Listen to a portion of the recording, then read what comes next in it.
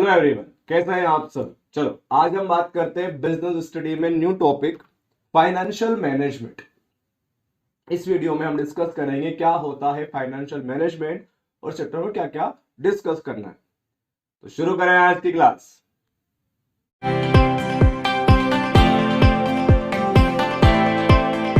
देखते हैं हम फाइनेंशियल मैनेजमेंट के बारे में। फाइनेंशियल मैनेजमेंट मीन्स उस फाइनेंस का मैनेजमेंट करना जिसकी हेल्प से आप क्या करते हो बेटा, बिजनेस को चलाते। क्योंकि फाइनेंस मनी के बिना, money is the blood for the business. Business के लिए मनी पैसा क्या है, ब्लड। जैसे हमारी बॉडी में सर्कुलेट होता है ब्लड, वैसे ही अगर बिजनेस में फाइनेंस सर्कुलेट हो रहा है, वो सर्कुलेशन सिस्टमेटिक होना चाहिए। हमारी बॉडी में सर्कुलेशन ब्लड का सिस्टमेटिक हो रहा है, तभी हम सरवाइव कर रहे हैं। वैसे ही बिजनेस में अगर फाइनेंस सही जगह सही तरीके से सर्कुलेट होगा, सही तरीके से यूटिलाइजेशन होगा, तो ही आपका बिजनेस सरवाइव करेगा। तो फाइनेंशियल मैनेजमेंट हमें यही सिखाता है कि किस तरीके से मैं इस फाइनेंस का जो यहां पर है उसको क्या करूं, मैनेज करूं। हम ये देखें कि ये फाइनेंस होता क्या है। Meaning of business finance. Business finance का मतलब होता है वो मनी, वो पैसा जो हम बिजनेस में यूज करने वाले हैं। किसी भी टर्म्स में होने वाला है, किसी भी टर्म्स में अवेलेबल है हमारे पास। हम जो पैसा, फंड, अमाउंट, जो मनी बिजनेस में यूज करते हैं वो कहलाता है आपका बिजनेस फाइनेंस। बिजनेस का ब्लड, बिजनेस के लाइफ। बिजनेस इसके बिना ग्रो नहीं कर सकता। आपके पास कितनी परफेक्ट प्लानिंग हो, कितना ही अच्छा आपके पास आइडियाज हो, without money you can not do anything. क्योंकि आप कुछ करने के लिए, आपको स्टार्ट करने के लिए पैसा चाहिए, और बिजनेस फाइनेंस वही होता है बेटा, fund that we need to manage the things. Financial management, what is this? Financial management का मतलब होता है बेटा किसी भी बिजनेस में किस तरीके से जो मनी है उसको मैनेज किया जाए।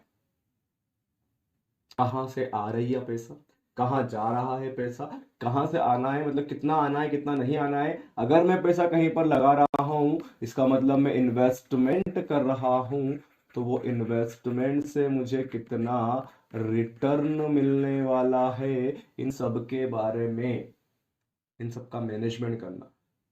फाइनेंस का मैनेजमेंट करना मतलब हर एक पैसे को सही जगह पे लगाना। उसके लिए डिसीजंस लेंगे हम यहाँ पर।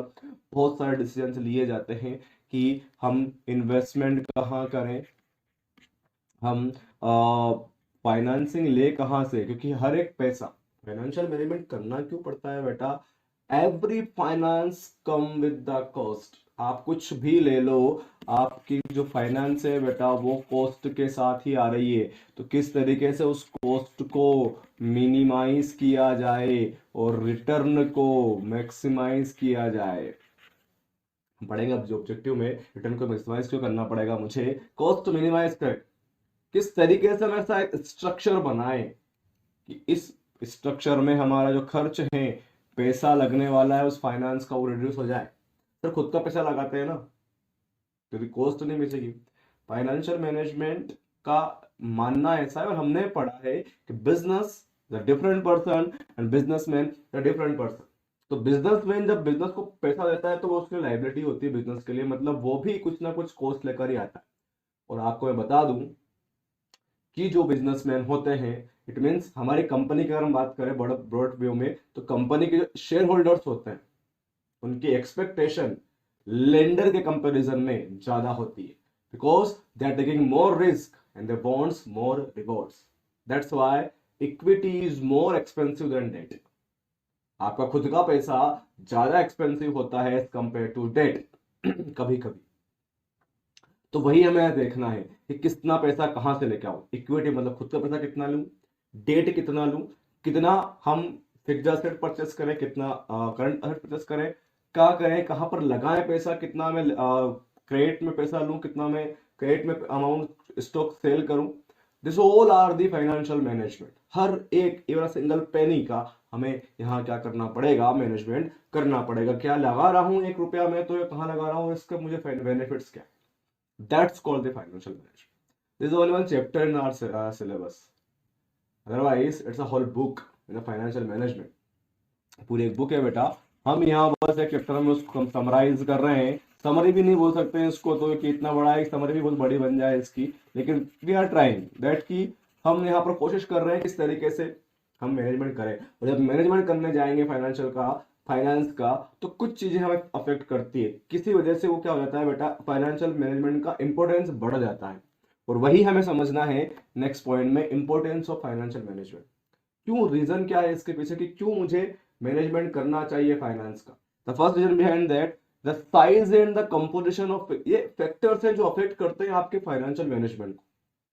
कहीं ना कहीं कुछ एलिमेंट्स ऐसे हैं जो आपके मैनेजमेंट को अफेक्ट करेंगे, पॉजिटिव वे में ऑल्सो, नेगेटिव वे में also. The size and composition of the fixed asset of the business, business का फिक्स्ड एसेट्स आपके फाइनेंशियल मैनेजमेंट को अफेक्ट करता है। सपोज दैट आपने बिजनेस स्टार्ट किया 100 करोड़ रुपीज से, 100 करोड़ रुपए से, 100 करोड़ में से आपने 80 करोड़ रुपए कहां लगा दिए, फिक्स्ड एसेट्स में, तो ब्लॉक हो गए। फिक्स्ड एसेट्स आ गई आपके पास 80 करोड़ रुपए की, 80 करोड़ रुपए का फाइनेंस आपका ब्लॉक हो गया। अब ये फिक्स्ड एसेट जो होती है बेटा, इनसे रिटर्न मिलना बहुत लंबा टाइम है, लॉन्ग प्रोसेस है। तो क्या जरूरत है मुझे 80 करोड़ रुपए लगाने की वहां पर जहां मेरी कैपिटल फिक्स रहेगी, मतलब वहां से अब पैसा आना आएगा, डेफिनेटली आएगा, आपने इन्वेस्टमेंट किया है, but it will take time. तो ये आपके बिजनेस को अफेक्ट करता है कि आपकी जो अमाउंट ऑफ ब्लॉक हो गया उसको किस तरीके से यूटिलाइज करना है। Second one, the quantum of current assets and it's breakup into cash, inventory and receivables. कितना आपको करंट एसेट्स चाहिए, कितना आपको आपके बिजनेस में करंट एसेट्स की रिक्वायरमेंट है in terms of cash, in terms of inventory और इन टर्म्स ऑफ रिसीवेबल्स। कितना मैं कैश रखूं मेरे पास, कितना मैं इन्वेंट्रीज रखूं मेरे पास, स्टॉक अवेलेबल रखूं, ताकि जब भी डिमांड हो मार्केट में उसको सेल कर सके और हम रिटर्न ज्यादा कर सके, पैसा ज्यादा कमा सके। या रिसीवेबल्स मींस क्रेडिट डेटर्स मेरे कितने होने चाहिए, trade receivables means bills receivable और डेटर्स कितना रखना है मुझे मेंटेन करके। This things also affect your financial decision और financial management decision. Amount of long term and short term fund to be used. आपका बिजनेस में 100 करोड़ रुपए लगाने का प्लान है, तो इस 100 करोड़ में कितना लॉन्ग टर्म में लगाऊं। अभी मैंने बताया था आपको 80 करोड़ रुपए आप लॉन्ग टर्म में लगा दिए, 20 करोड़ रुपए का शॉर्ट टर्म में लगा रहे हैं। तो फंड जो यूज कर रहे हो लॉन्ग टर्म में, तो क्या लॉन्ग टर्म में यूटिलाइज होना है उसका, it is necessary, it is useful for long term. और या 20 करोड़ रुपए लगा रहे हैं अपन, स्कैन करने में मिल जाएगा मुझे, या इसका उल्टा करें हम, क्या करें, ये भी हमारे पॉइंट डिसीजन को अफेक्ट करते हैं। कितना हम शॉर्ट टर्म अमाउंट यूज करें, कितना फॉर लॉन्ग टर्म यूज करें, that is also affect our financial management decision. Breakup of long term financing into debt and equity. आप 80 करोड़ रुपए लॉन्ग टर्म में लगा रहे हो, अब 80 करोड़ रुपए में से कितना घर का पैसा लगाऊं, कितना लोन लूं मार्केट से। इक्विटी मतलब पर्सनल, मतलब शेयर होल्डर्स का, और डेट मतलब लेंडर्स का। तो मैं कितना किसका पैसा लूं, ये पॉइंट अफेक्ट करता है मुझे, ये वाला। Then all items in the PNL, because आप लोन लोगे, आपका इंटरेस्ट बढ़ेगा, आप आपका जो बर्डन है वो डेफिनेटली बढ़ने वाला है। Interest, expense, depreciation. आप फिक्स्ड असेट परचेस करोगे तो डेप्रिसिएशन बढ़ेगा आपका, आप रेगुलर एक्सपेंस करोगे तो एक्सपेंस बढ़ेंगे आपके। तो पीएनएल के आइटम्स भी आपके डिसीजन को अफेक्ट करते हैं। आपका टारगेट है कि हम 90,000 रुपीज का क्या दे पाएंगे, इंटरेस्ट दे पाएंगे, बस वी कैन,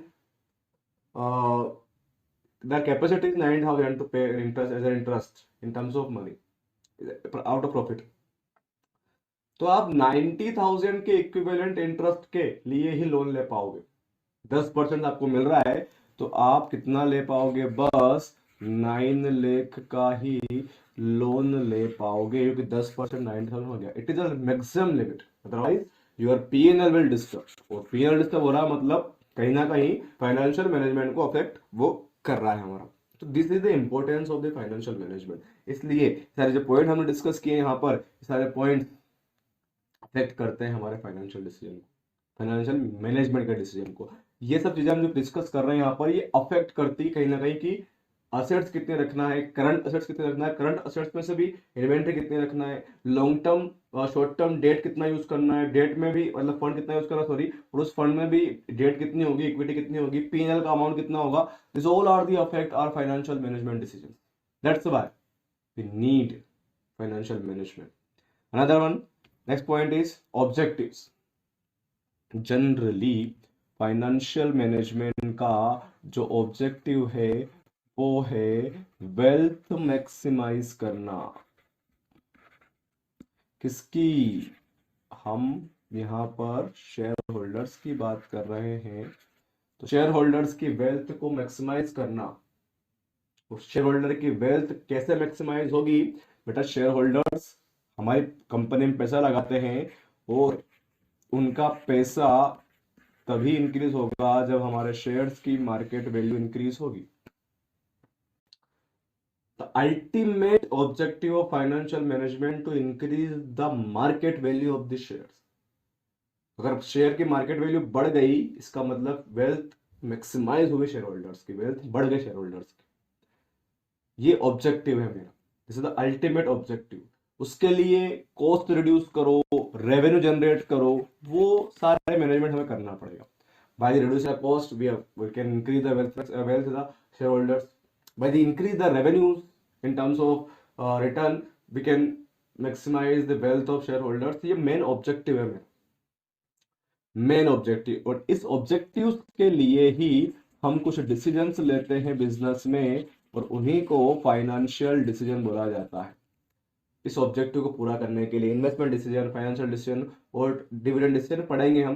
पर हमें मेन ऑब्जेक्टिव है किस तरीके इन्वेस्टमेंट ऐसे करूं जैसे पैसा ज्यादा हो, फाइनेंस लोन वहां से मुझे कॉस्ट कम हो मेरी, डिविडेंड कितना देना है। अल्टीमेटली अगर मैंने अपने मार्केट की प्राइस इंक्रीज कर दी, मार्केट वैल्यू शेयर की, इसका मतलब एज अ फाइनेंस मैनेजर मेरा काम हो गया। और इसके लिए आपको बहुत सारे काम करने पड़ेंगे, अभी जो पढ़े अपन ने बाद पहले वो डिस्कस करने पड़ेंगे। ठीक है, हमने यहां तक पढ़ा है इस वीडियो में। नेक्स्ट वीडियो में हम फाइनेंशियल डिसीजंस के बारे में पढ़ेंगे, कौन कौन से फैक्टर ऐसे हैं जो उनको अफेक्ट करते हैं जब डिसीजन लेते हैं, वो हम डिस्कस करेंगे। तब तक के लिए thank you, have a good day.